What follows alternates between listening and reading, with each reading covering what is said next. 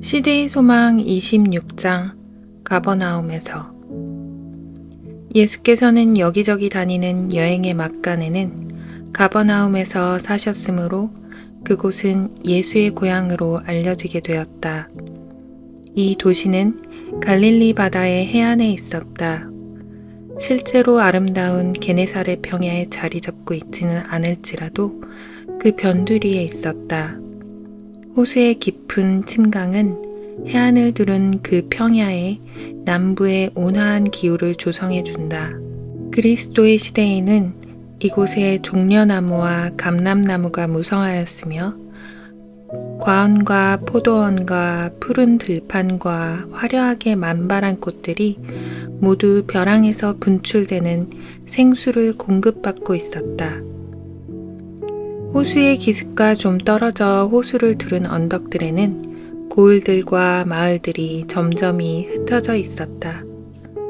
호수는 고기 잡는 배들로 덮여 있었다. 어디에나 바쁘고 활동적인 생활의 움직임이 있었다. 가버나움 자체는 구주의 사업의 중심이 되기에 매우 적합한 곳이었다. 그 도시는 다메섹에서 예루살렘과 이집트 및 지중해에 이르는 대로상에 있었으므로 왕래가 잦은 여행의 통로였다. 여러 나라에서 온 사람들이 그 도시를 지나갔고 혹은 이곳저곳 여행하는 길에 쉼을 얻기 위하여 머무르기도 하였다. 여기에서 예수께서는 모든 민족과 모든 계층의 사람, 곧 부자와 위인과 가난한 자와 천한 자를 함께 만나실 수 있었으며 그분의 교훈은 다른 나라들과 많은 가정에 전해질 것이었다. 그리하여 예언을 상고하는 일이 일어나고 관심은 구주에게로 향하여지며 그분의 사명이 세상 앞에 드러나게 될 것이었다. 사내들인이 예수님을 대적하는 행동을 취하였음에도 불구하고 백성은 그분의 사명이 발전되기를 열렬히 기다리고 있었다. 온 하늘은 관심을 가지고 활동하고 있었다. 천사들은 사람들의 마음을 감동시키고 그들을 구주께로 이끌면서 그분의 봉사를 위한 길을 예비하고 있었다. 가버나움에서 그리스도께서 고쳐주신 왕의 신하의 아들은 그분의 능력에 대한 증거였다. 그리하여 그 신하와 그의 집안은 그들의 신앙을 기쁘게 증언하였다. 그 선생께서 친히 그들 가운데 계신다는 것이 알려지자 온 동네가 들먹거렸다. 무리가 예수님이 계신 곳으로 모여들었다.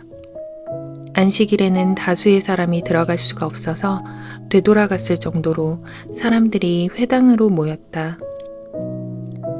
구주의 말씀을 들은 모든 사람이 그 가르치심에 놀라니 이는 그 말씀이 권세가 있음이러라. 그 가르치시는 것이 권세 있는 자와 같고 저희 서기관들과 같지 아니함일러라.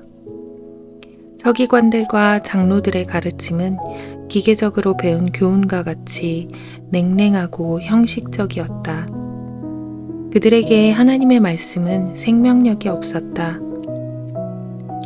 그들의 사상과 유전이 하나님의 말씀의 교훈을 대신하고 있었다. 그들은 습관적인 의식의 굴레 속에서 율법을 설명하노라 했지만 자신들의 마음이나 듣는 자들의 마음을 감동시킬 하나님께로부터 온 영감은 전혀 없었다. 예수께서는 유대인들 사이에 논쟁이 분분했던 여러 가지 주제에는 전혀 관계하지 않으셨다. 진리를 제시하는 것이 그분의 사업이었다. 그분의 말씀은 족장들과 선지자들의 교훈에 환한 빛을 비춰주었으므로 성경의 말씀이 새로운 계시가 되어서 사람들에게 임하였다. 그분의 청중은 이전에 결코 하나님의 말씀 가운데서 그토록 심오한 의미들을 깨닫지 못했다. 예수께서는 그들의 곤고함을 익히 아시는 분으로서 사람들을 그들의 처지에서 만나셨다. 예수께서는 진리를 가장 직접적이고도 단순한 방법으로 제시하므로 그것을 아름답게 하셨다. 그분의 언어는 깨끗하고 세련되었으며 흐르는 물처럼 맑았다. 랍비들의 단조로운 어조의 말을 들어왔던 자들에게 그분의 음성은 마치 음악과 같이 들렸다. 그분의 가르침은 단순했지만 그분은 권세 있는 자와 같이 말씀하셨다. 이 특징이 그분의 가르침을 모든 다른 사람의 가르침과 대조가 되게 하였다. 랍비들은 마치 성경 말씀이 한 가지 사물이나 혹은 그와는 정반대의 사물을 의미하는 것으로 해석될 수 있기라도 한 것처럼 의심하고 주저하면서 말하였다. 듣는 자들은 날마다 더욱 큰 불확실성 가운데 놓이게 되었다. 그러나 예수께서는 성경을 의심할 수 없는 권위를 지닌 책으로 가르치셨다. 그분이 제시하시는 주제가 무엇이든지 간에 그분의 말씀은 전혀 논박할 수 없는 것처럼 권세 있게 제시되었다. 그런데 그분은 열정적이라기보다는 진지하셨다. 그분은 이루어야 할 명백한 목적을 가진 자처럼 말씀하셨다. 그분은 영원한 세계의 실제들을 나타내 보이고 계셨다. 모든 주제 가운데 하나님이 드러나셨다. 예수께서는 사람들을 땅에 속한 사물에 열중하게 하는 홀림의 마술을 깨뜨리려고 하셨다.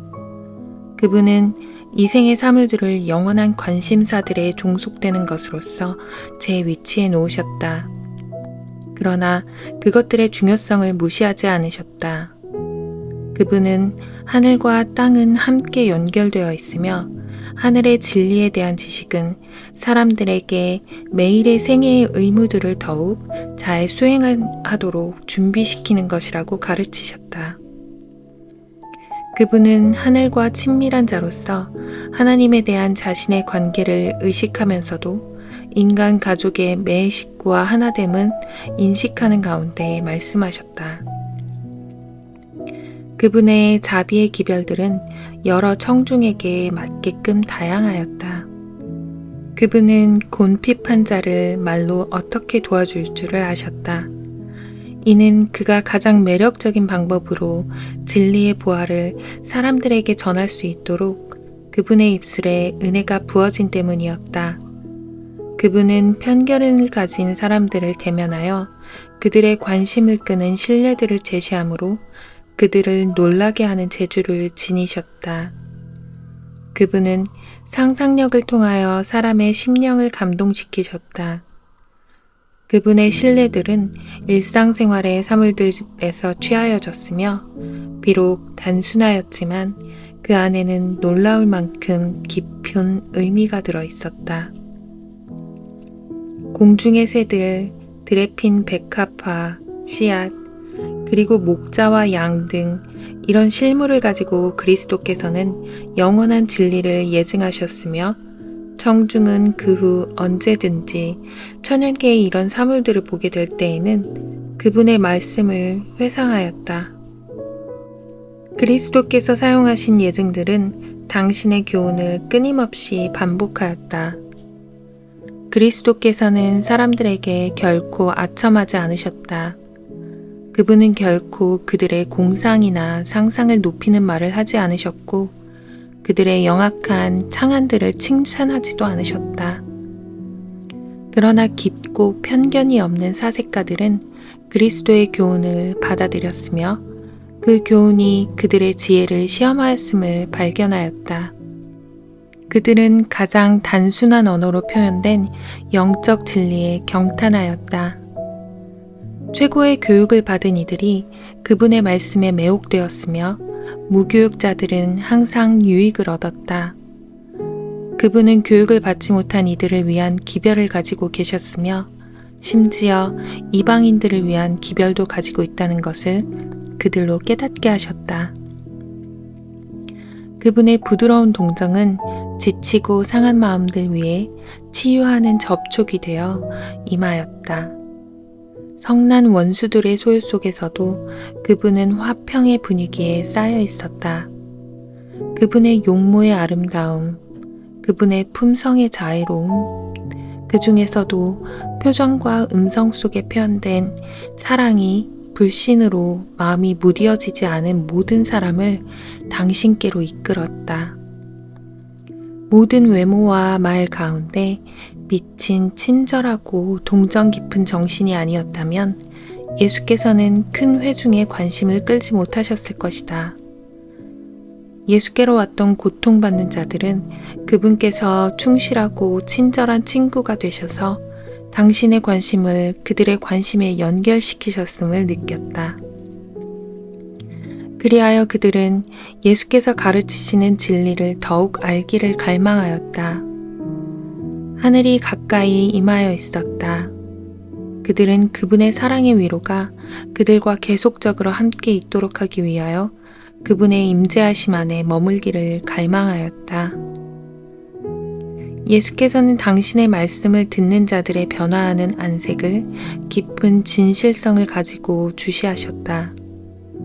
흥미와 즐거움을 나타낸 얼굴들은 그분에게 큰 만족을 주었다.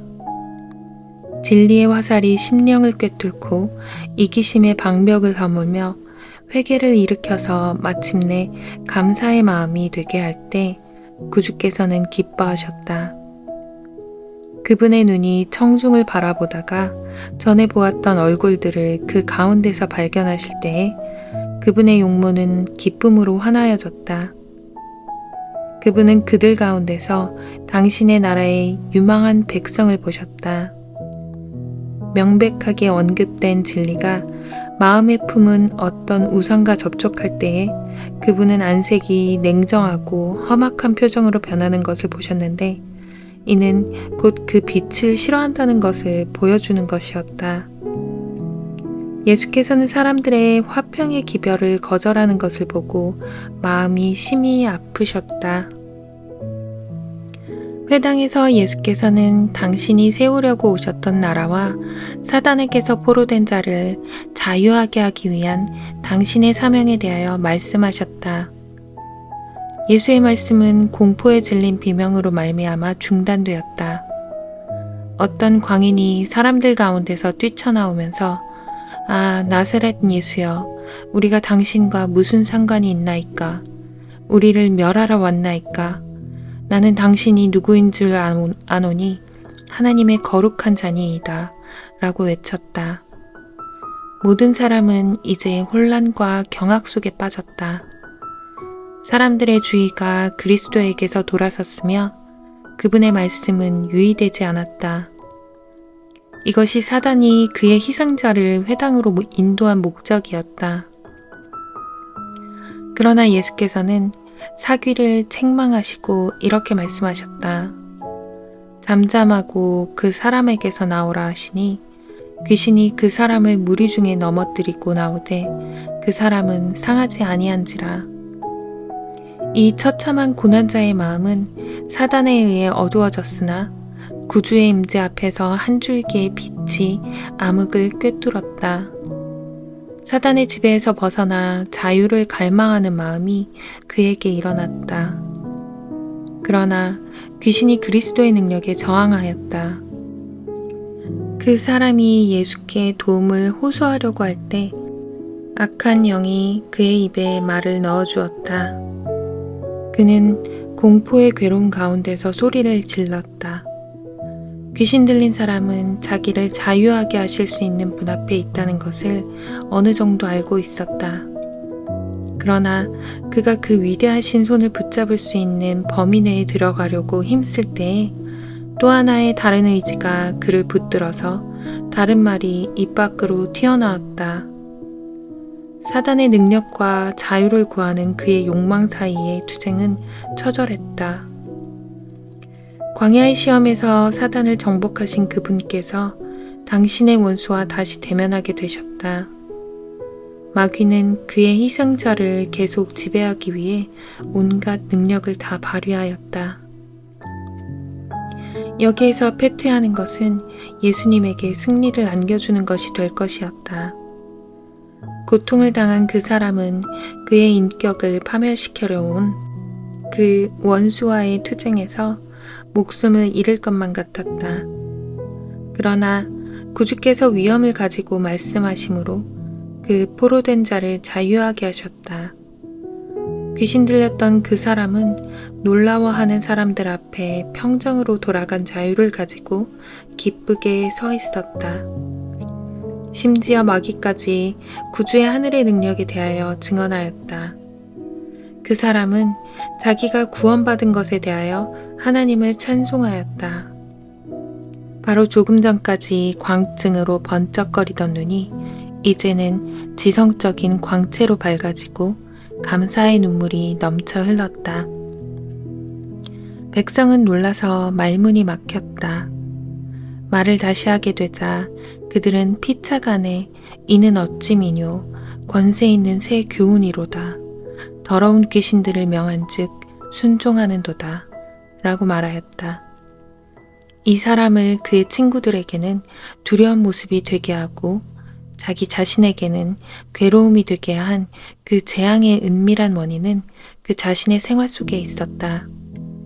그는 죄의 향락에 빠져서 인생을 대환락으로 삼으려고 생각하였다.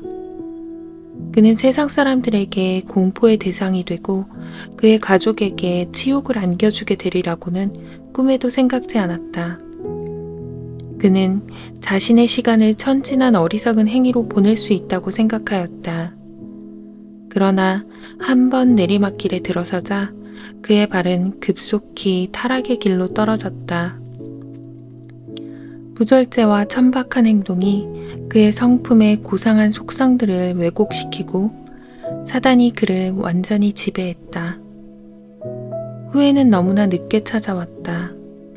그가 자신의 잃어버린 인격을 되찾기 위하여 재물과 향락을 희생시키려고 하였을 때 그는 이미 악한 자의 소나귀에서 무력하게 되어 있었다. 그는 자신을 원수의 땅에 두었으므로 사단이 그의 모든 능력을 점령하여 버렸다. 시험하는 자는 그 사람을 많은 매력적인 것들로 유혹하였다. 그러나 일단 그 불행한 사람이 자신의 세력 아래 들어왔을 때 마귀는 그를 참혹할 만큼 잔인하게 취급했고 성난 가운데 끔찍한 재액을 안겨주었다. 악에 굴복하는 자는 모두 이와 같이 될 것이다. 그들의 초기의 생애에 맛본 매혹적인 향락은 절망적인 흑암이나 영혼을 망치는 광증으로 끝을 맺게 된다. 광야에서 그리스도를 시험하고 가버나움의 광인을 사로잡았던 바로 그 악령이 불신하는 유대인들을 지배하였다. 그는 경건의 모습을 가장하고 나타나 구주를 거절하는 그들의 동기에 대하여 그들을 기만하려고 하였다. 그들의 형편은 귀신 들린 자의 그것보다 더 희망이 없었다. 그 이유는 그들은 그리스도의 필요를 느끼지 않았으므로 사단의 세력 아래 단단히 붙잡혔기 때문이었다. 그리스도께서 사람들 사이에서 하신 개인적인 봉사의 기간은 흑암의 왕국의 세력이 가장 활발하게 활동한 시기였다. 오랫동안 사단은 그의 악한 천사들과 함께 사람들의 육신과 심령을 지배하여 그들에게 죄와 고통을 가져오려고 힘써왔다. 그런 후에 그는 이 모든 불행의 책임을 하나님께 씌웠다. 예수께서는 사람들에게 하나님의 품성을 드러내셨다. 그분은 사탄의 권세를 깨뜨리고 그에게 사로잡힌 자들을 자유하게 하셨다.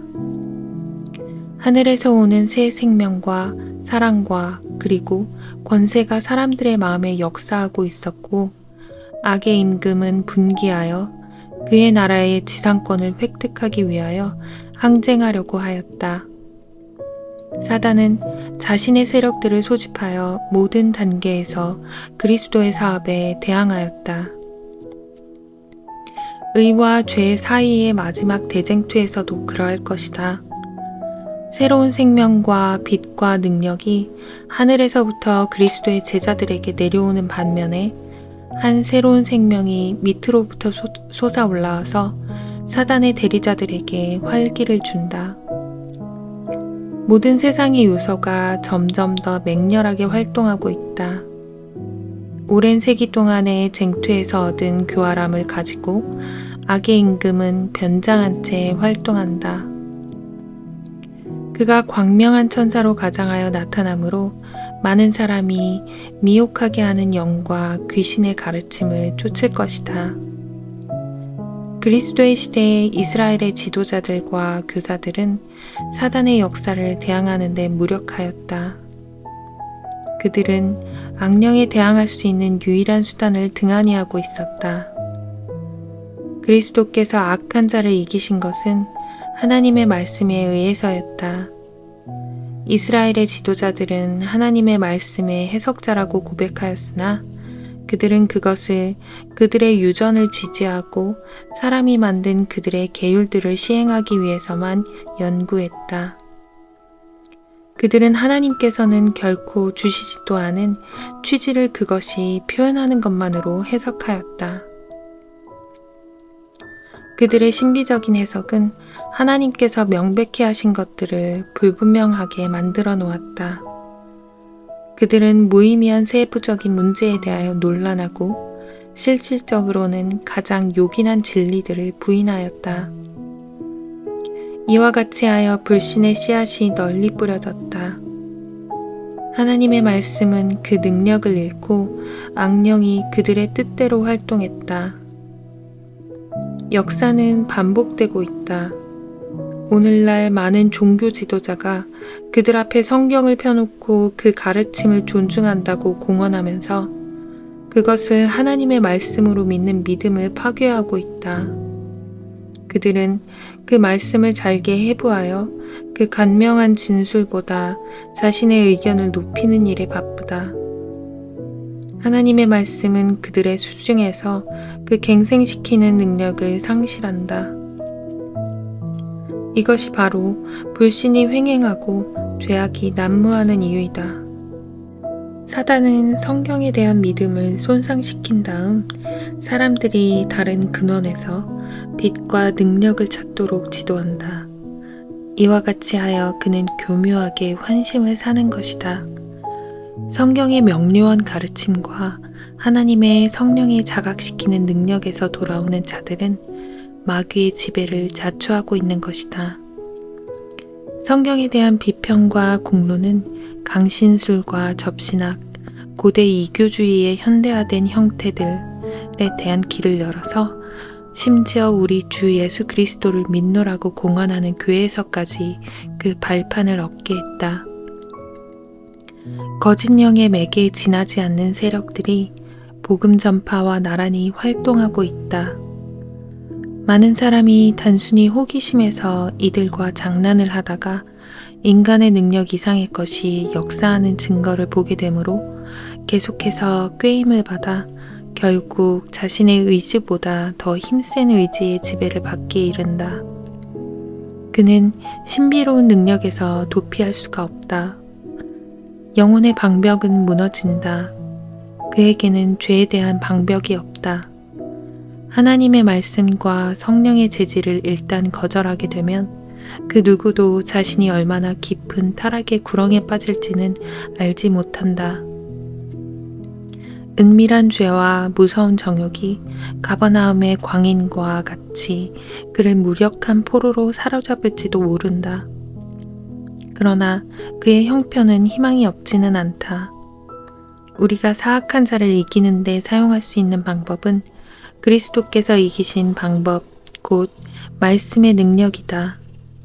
하나님께서는 우리의 동의가 없이는 우리 마음을 지배하지 않으신다. 그러나 우리가 그분의 뜻을 알고 행하기를 원한다면 진리를 알지니 진리가 너희를 자유하게 하리라. 사람이 하나님의 뜻을 행하려 하면 이 교훈을 알리라. 는 그 약속이 우리의 것이 된다. 이런 약속들을 믿음으로 말미암아 모든 사람은 오류의 함정과 죄의 지배에서 구원을 받을 수가 있다. 각 사람은 어떤 권세가 자신을 지배하도록 할 것인지 선택할 자유가 있다. 아무리 깊이 타락하고 죄악적인 사람일지라도 그리스도 안에서 구원을 발견할 수 있다. 귀신 들린 자는 기도 대신에 사단의 말만을 할 수 있을 뿐이었다. 그러나 그 마음속에 말없는 호소가 들렸다. 필요를 느끼는 영혼이 외치는 소리는 그것이 비록 말로 표현되지 못했을지라도 무시되지 않을 것이다. 하늘의 하나님과 언약 관계에 들어가기로 동의하는 자들은 사단의 능력이나 그들의 연약한 성정대로 행하도록 내버려지지 않는다. 그들은 나의 힘을 의지하고 나와 화친하며 나로 더불어 화친할 것이니라 는 구주의 초대를 받고 있다. 흑암의 영들이 한때 자신들의 지배 아래 있었던 그 영혼과 싸울 것이나 하나님의 천사들이 대한 힘을 가지고 그 영혼을 위하여 대항할 것이다. 주께서는 용사의 빼앗은 것을 어떻게 도로 빼앗으며 승리자에게 사로잡힌 자를 어떻게 건져낼 수 있으랴. 나 여호와가 이같이 말하노라. 용사의 포로도 빼앗을 것이요 강포자의 빼앗은 것도 건져낼 것이니 이는 내가 너를 대적하는 자를 대적하고 내 자녀를 구원할 것임이라 고 말씀하신다. 회당에 있던 회중이 놀라움으로 여전히 넋을 잃고 있을 때에 예수께서는 잠시 쉬기 위하여 베드로의 집으로 물러가셨다. 그러나 여기에도 어두운 그림자가 드리워 있었다. 베드로의 장모가 열병으로 앓아누워 있었다. 예수께서 질병을 꾸짖으시자 환자가 일어나서 주님과 그분의 제자들에게 수종들었다. 그리스도의 사업에 대한 소식은 가버나움 전역에 급속히 퍼졌다. 백성은 랍비들을 두려워하여 안식일에는 감히 치료를 받기 위하여 나오지 못하였다. 그러나 태양이 지평선 아래로 사라지기가 무섭게 일대 소동이 일어났다. 가정에서, 가게에서, 시장에서 동네 주민들이 예수께서 쉬고 계시는 보잘것없는 집으로 밀려들어왔다. 환자들은 들것에 실려서 지팡이에 의지해서 혹은 친구의 부축을 받으면서 허약하여 비틀거리면서 구주가 계신 곳으로 왔다. 여러 시간 동안 그들은 오고 갔다. 왜냐하면 그 누구도 이 치료자가 내일도 여전히 그들 가운데 계실지에 대해 알 수 없었기 때문이다. 가버나움은 이전에 이와 같은 날을 경험한 적이 없었다. 하늘은 승리와 소리와 구원의 함성으로 가득 찼다. 구주께서는 당신이 일깨워 주신 기쁨 가운데서 즐거워하셨다. 예수께서 당신에게 온 자들의 고통을 목격하실 때에 그분의 마음에 동정심이 일어났으며 당신의 능력으로 그들에게 건강과 행복을 회복시켜주는 일을 기뻐하셨다. 예수께서는 마지막 환자를 치료하시기까지는 일을 쉬지 않으셨다. 군중이 물러간 것은 밤이 꽤 깊은 때였다. 정적이 시몬의 집에 내려앉았다. 긴 흥분의 날이 지나가고 예수께서는 잠자리에 드셨다. 그러나 동네가 아직도 잠들어 있을 때에 구주께서는 새벽 오히려 미명에 일어나 나가 한적한 곳으로 가사 거기서 기도하셨다. 예수님의 지상생애의 나날은 이렇게 지나갔다. 그분은 가끔 제자들을 해산시켜서 그들의 가정을 방문하여 쉬게 하셨다. 그러나 그들이 그분을 그분의 활동에서 떠나도록 하려 할 때에는 이를 조용히 물리치셨다. 그분은 무지한 자들을 가르치며 앓는 자들을 고치며 눈먼 자들을 보게 하며 무리를 먹이면서 종일 수고하다가 땅거미가 질 때나 혹은 이른 아침에 아버지와 교통하기 위하여 산의 성소를 향하여 길을 떠나셨다. 그분은 온 밤을 기도와 명상으로 보내다가 사람들 가운데서 일을 하기 위하여 먼동이 틀 때에 돌아오시는 일이 종종 있었다. 이른 아침에 베드로와 그의 동료들이 예수께 와서 가버나움 사람들이 벌써 그분을 찾고 있다고 말하였다. 제자들은 그리스도께서 이제까지 받으신 대접을 보고 심히 실망해 있었다. 예루살렘의 당국자들은 그분을 죽이려고 하였으며 심지어 그분의 고향 사람들까지도 그분의 생명을 빼앗으려고 하였다. 그러나 가버나움에서는 열광적인 기쁨으로 환영을 받았으므로 제자들의 희망은 다시 불타올랐다. 자유를 사랑하는 갈릴리 사람들 가운데서 새 왕국의 지지자들이 발견될지도 모를 일이었다. 그러나 그들은 놀랍게도 그리스도께서 내가 다른 동네에서도 하나님의 나라 복음을 전하여야 하리니 나는 이 일로 보내심을 입었노라 고 말씀하시는 것을 들었다. 그 당시 가버나움을 휩쓸던 흥분 가운데서 그분의 사명이 목적이 상실될 우려가 있었다. 예수께서는 단지 이적을 행하는 자나 육체적인 질병을 치유하는 자로 사람의 이목을 당신에게 이끄는 것으로 만족하지 않으셨다. 예수께서는 사람들을 그들의 구주로서 당신께로 이끌려고 하셨다.